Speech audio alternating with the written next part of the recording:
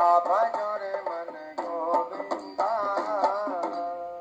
બોલીએ શ્રી કૃષ્ણ કનૈયા લાલ કી જય.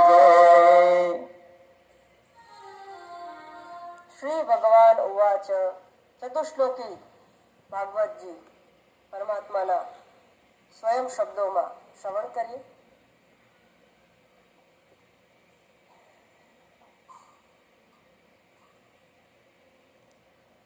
અહમેવાસમેવાગ્રે નાન્યત્યત સદસત પરમ પશ્ચાદહં યદેતચ્ચ યોવશિષ્યેત સોऽસ્મ્યહં. સૃષ્ટિના પૂર્વે પણ હું જ હતો. અહમ એવ અસ્મિ. એક વાત ઉપનિષદ કરે છે, સત એવ સૌમ્ય ઇદમ અગ્ર આસીત એકમ એવમ અદ્વિતીયમ બ્રહ્મ. મારાથી ભિન્ન કશું જ ન હતું અને સૃષ્ટિના ઉત્પન્ન થયા પછી જે કંઈ પણ આ દ્રશ્ય થનારા પદાર્થ છે તે હું જ છું. એ જ હતો. ઉત્પન્ન થયા પછી દ્રશ્ય થનારા પદાર્થ હું જ છું.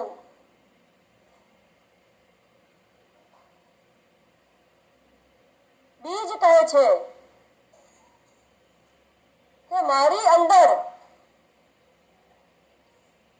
જે વૃક્ષ ઉત્પન્ન કરવાની ક્ષમતા છે, શક્તિ છે, સ્વભાવ છે, જ્યારે વૃક્ષ ન હતું ત્યારે એ વૃક્ષ જ મારી અંદર અવ્યાકૃત રૂપે હતું. હું વૃક્ષ રૂપે જ હતો. તન્ન નામ રૂપાભ્યામ વ્યાક્રિયત તદ્વેદમ તર્હિ સર્વમ અવ્યાકૃતમ આસીત.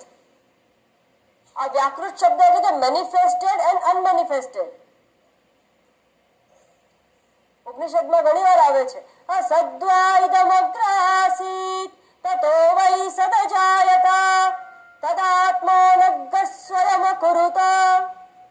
અસદ્વા ઇદમગ્ર એટલે અસત કયા અર્થમાં? અનમેનિફેસ્ટેડ, અવ્યાકૃત. વ્યક્ત સ્વરૂપમાં નહોતું, અવ્યક્ત સ્વરૂપમાં હતું. વ્યક્ત થયું જ્યારે બીજ વાવો છો ત્યારે વૃક્ષમાં રૂપાંતરિત થાય છે. બીજ કહે છે કે હું જ વૃક્ષ બની ગયું. આ જે કંઈ દેખાય છે તે આ હું જ છું. એવી રીતે પરમાત્મા કહે છે આ જે પણ ઉત્પત્તિ દેખાય છે એ હું જ છું. બધું જ હું છું એ સમજવા માટે માત્ર આ બીજ અંકુરવત દ્રષ્ટાંત છે. આગળ વાત છે જે સત એટલે કે અક્ષર, ક્ષર ન થાય એવો પરમાત્મા. અસત એટલે કે ક્ષર અને તેનાથી પર પુરુષોત્તમ તે બધું જ હું છું. અને આની શ્રેષ્ઠ વાત ભગવદ્ ગીતા સિવાય ક્યાંય સમજાતી નથી.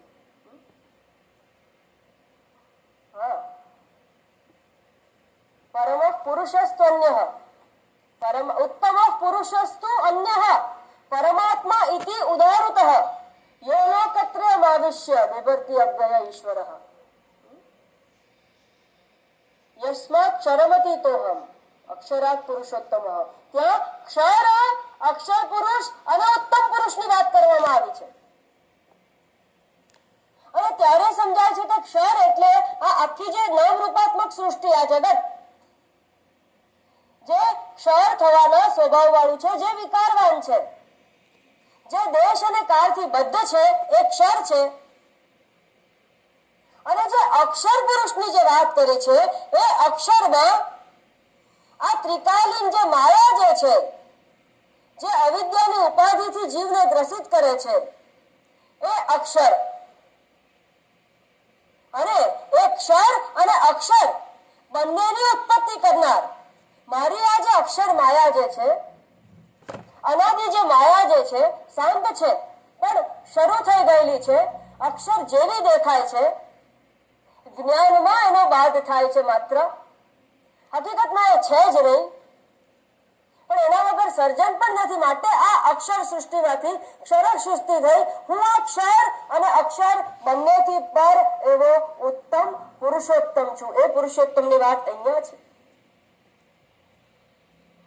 શ્રીમદ વલ્લભાચાર્યજીએ એમને પ્રસ્થાન ચતુષ્ટય આને નથી કહ્યું. તે બધું જ હું છું એવું પરમાત્મા સ્વયં કહે છે. તથા સૃષ્ટિની સીમા પછી પણ હું જ છું અને બધાનો નાશ થઈ ગયા પછી જે કંઈ રહે તે બધું જ હું છું.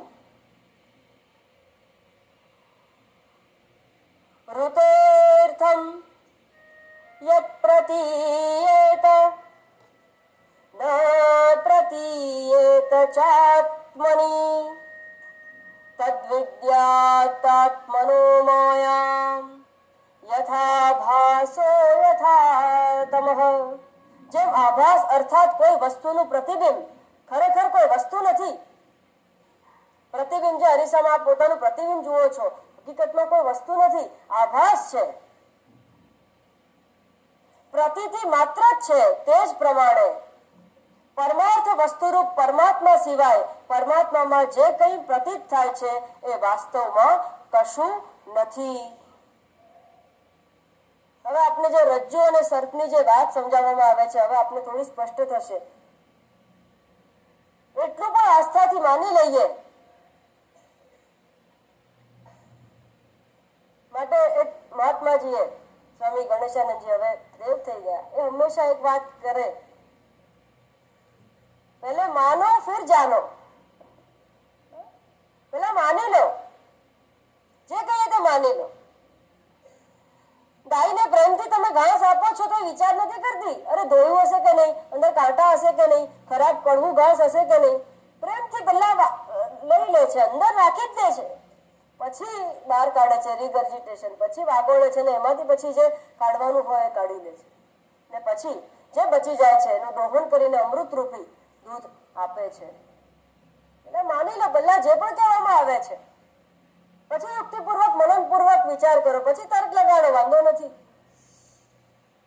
રજ્જુ સ્વર પ્રજ્જુ સ્વર બરાબર હશે કે નહીં માનવું જ પડશે. હવે તો સ્વયં પરમાત્મા કહે છે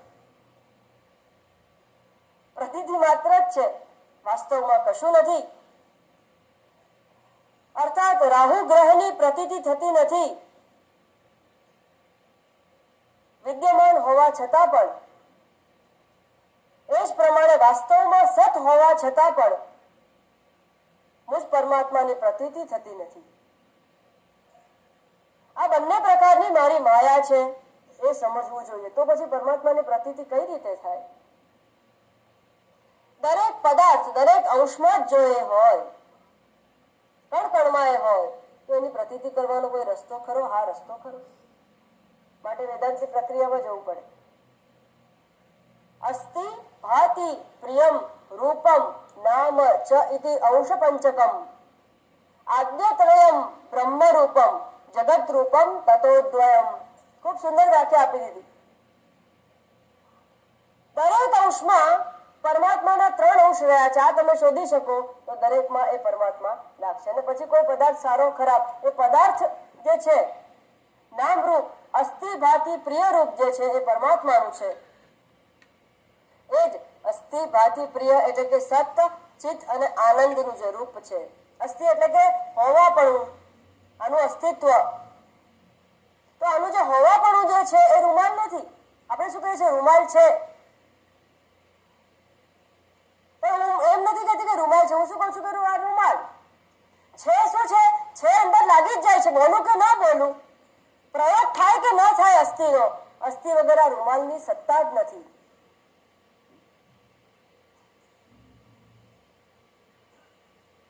રૂમાલ વગર અસ્થિ છે રહી શકે. પરમાત્મા બધે જ છે સત સ્વરૂપે, પણ આ છે, આ અસ્તિત્વ વગર રૂમાલ ન રહી શકે. આ અસ્થિ, આ જણાય છે કે આ રૂમાલ છે, તો આ જણાય છે કે આ નેપકિન છે. તો આની અંદર જે જણાવાપણું જે છે, જે જણાઈ રહ્યું છે, આનું જે જ્ઞાન થાય છે, એ ભાતિ સ્વરૂપ આ જે પોતાને જણાવી શકે છે એ પરમાત્માનો અંદર અંશ છે. અને પ્રિયપણું એટલે કે દરેક વસ્તુની પોતાની ઉપયોગિતા. એનું પ્રિયપણું એ પણ એ પરમાત્માનું જ છે. અને નામ અને રૂપ જે છે એ જગતના રૂપ છે. નામ અને રૂપને બાદ કરી દો તો દરેક પદાર્થ અસ્થિભાતિ પ્રિય રૂપ એ પરમાત્મા મય જ છે, એવું કંઈક કહેવું છે. યથા મહાંતિ ભૂતાની ભૂતેષુ ચાવચેશ્વરં પ્રવિષ્ટાન્ય પ્રવિષ્ટાની તથા તેષુ ન તેષ્વહમ. જેમ પ્રાણીઓના નાના મોટા શરીરોમાં આકાશ આદિ 5 મહાભૂત પ્રવિષ્ટ પણ છે અને પ્રવિષ્ટ પણ નથી, એ જ પ્રમાણે તેમનામાં હું પ્રવિષ્ટ પણ છું અને વાસ્તવમાં પ્રવિષ્ટ પણ નથી. આ સાક્ષાત કૃષ્ણ પરમાત્મા કહે છે. મયા તતમ ઇદમ સર્વમ જગત અવ્યક્ત મૂર્તિના મત્સ્થાની સર્વભૂતાની ન તેષુ અહમ અવસ્થિતઃ ન ચ મત્સ્થાની ભૂતાની પશ્યમે યોગ વૈશ્વર્યમ. મારું યોગ અને મારું ઐશ્વર્ય તો તું જો. બધા પદાર્થ મારામાં છે છતાં પણ હું તેનામાં નથી.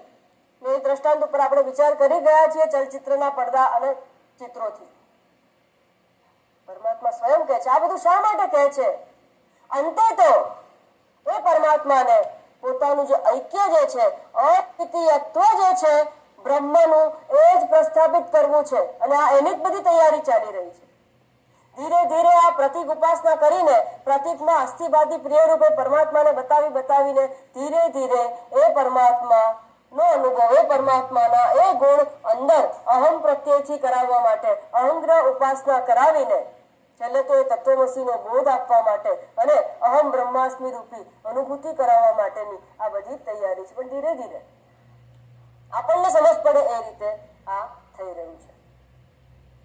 એતાવદેવ જિજ્ઞાસં તત્વજિજ્ઞાસુનાત્મનઃ અન્વય વ્યતિરેકાભ્યામ યત સ્યાત સર્વત્ર સર્વદા. ઓહો, અમે તો અન્વય અને વ્યતિરેકથી ભણીએ છીએ. અમે તો આ બધી આટલા બધા પરિભાષાઓ જાણીએ છીએ, વેદાંતની આટલી પ્રક્રિયાઓ કરીએ છીએ. આ બધું તમને ખબર છે, ખ્યાલ છે? આ રહી અન્વય વ્યતિરેકાભ્યામ. વિચાર પણ આવે તો અન્વય અને વ્યતિરેક શબ્દ નો પ્રયોગ કર્યો છે. ઘણી બધી ભ્રાંતિઓ એની મેળે નિર્મૂળ થઈ જાય છે. જેમ સૂર્યને પ્રકાશિત થતા અંધારું ક્યાં જતું રહે છે ખબર નથી પડતી. અન્વય વ્યતિરેકાભ્યામ ખૂબ સુંદર કહ્યું પરમાત્મા છેલ્લે. પરમાત્માના તત્વને જાણવાની ઈચ્છાવાળા મનુષ્ય હવે રસ્તો બતાવે છે. વિધુ રૂપે અર્થાત પરમાત્મા આવા છે એવા ભાવથી તથા નિષેધ રૂપે અર્થાત પરમાત્મા આવા પણ નથી એવા ભાવથી એટલું જ જાણવું જરૂરી છે કે પરમાત્મા સર્વ દેશ અને સર્વ કાળમાં વિદ્યમાન છે. પરમાત્મા આવા છે એવું વેદ અને ઉપનિષદ તમને કઈ રીતે સમજાવે છે? સ્વરૂપ અને તટસ્થ લક્ષણથી સમજાવે છે. સ્વરૂપ લક્ષણ એટલે સત્યમ, જ્ઞાનમ, અનંતમ બ્રહ્મ, નાંત પ્રજ્ઞમ, અદ્રશ્યમ, અગ્રાહ્યમ, અગોત્રમ, અવર્ણનમ. આ જે પરમાત્માનું સ્વરૂપ આવું છે, સત ચિત આનંદ, સર્વદેશીય, સર્વકાળમાં રહેનાર. પરમાત્માનું તટસ્થ લક્ષણ એટલે કે એ સમય પૂરતું જ હોય, કાર્ય પૂરું થતા એ લક્ષણ પણ જતું રહે છે. અને પરમાત્માનું જે તટસ્થ લક્ષણ છે એ જ બ્રહ્મસૂત્રનું બીજું સૂત્ર, જન્માદ્યસ્ય યતઃ. આ સૃષ્ટિની ઉત્પત્તિ, સૃષ્ટિ અને પ્રલય જેની વાત સવારથી આપણે કરી રહ્યા છીએ, એ પરમાત્માનું તટસ્થ લક્ષણ છે. પરમાત્માને આપણે આમ જાણી જ રહ્યા છીએ, અહીંયા સુધી આવી ગયા છીએ કે પરમાત્મા છે. અને બૃહદાર